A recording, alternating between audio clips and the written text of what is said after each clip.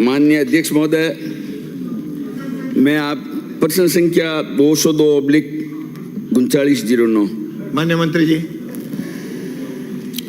विधानसभा क्षेत्र बिलाड़ा में रिको द्वारा ग्राम झाक, मुरकासनी व रणसी की कुल 64 हेक्टेयर राजकीय भूमि का संयुक्त आवंटन किया गया था। उक्त ग्रामों की संयुक्त भूमि पर औद्योगिक क्षेत्र झाक प्रथम चरण की स्थापना हेतु 29 हेक्टेयर भूमि पर विभिन्न आकार के कुल 163 भूखंडों का नियोजन दिनांक 5/3/2024 में स्वीकृत है।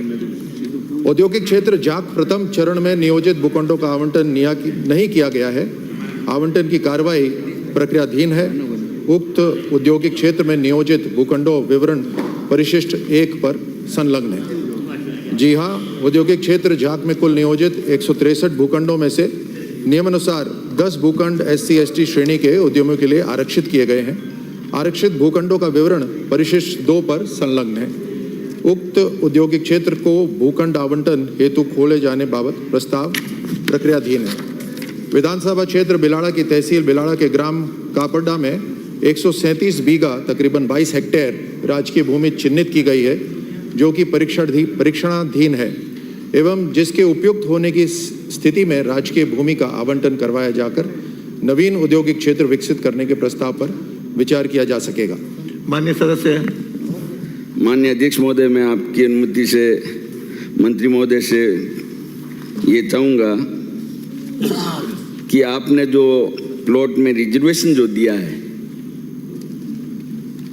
भूखंडों में 163 थे, उसमें 10 प्लॉट रिजर्व किए हैं। इसका क्या कोई नीति नियम में या क्या आधार रखा गया है? माननीय सदस्य को मैं बतलाना चाहूँगा कि बिल्कुल नीति के अनुसार 10%, माफ़ कीजिए 6% आरक्षित क्षेत्र SC/ST के लिए आरक्षित हैं। ये जो झाक और मुरकासनी व रणसी का जो एरिया है, जिसके अंदर 29 हेक्टेयर है, जहाँ 163 भूखंड है, उसमें 6% के हिसाब से 10 भूखंड आरक्षित हो गया। मेरा दूसरा सवाल है पूछो कि आपने बताया था कि विधानसभा क्षेत्र बिलाड़ा में कापेड़ा सहज क्षेत्र है।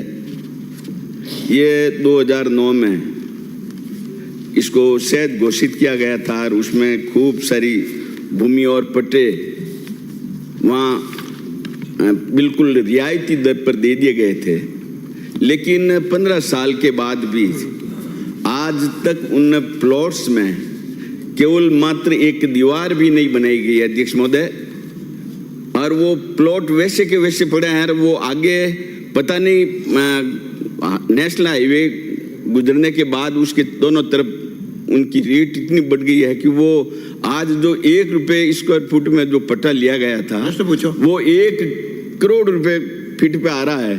तो मैं आपसे आग्रह करना चाहता हूं कि उसके लिए जो इकाइयां या औद्योगिक क्षेत्र उस सहज के लिए आरक्षित भूमि थी, क्या उसको निरस्त करना चाह रहे हैं या उसके क्या कोई ठोस कार्य करना चाहते हैं? माननीय मंत्री जी। माननीय अर्जुन जी को मैं बतलाना चाहूँगा आपके माध्यम से। अर्जुन जी, माननीय सदस्य जो प्रश्न पूछा उसी को जी, उसी पे दोनों पास बैठे जी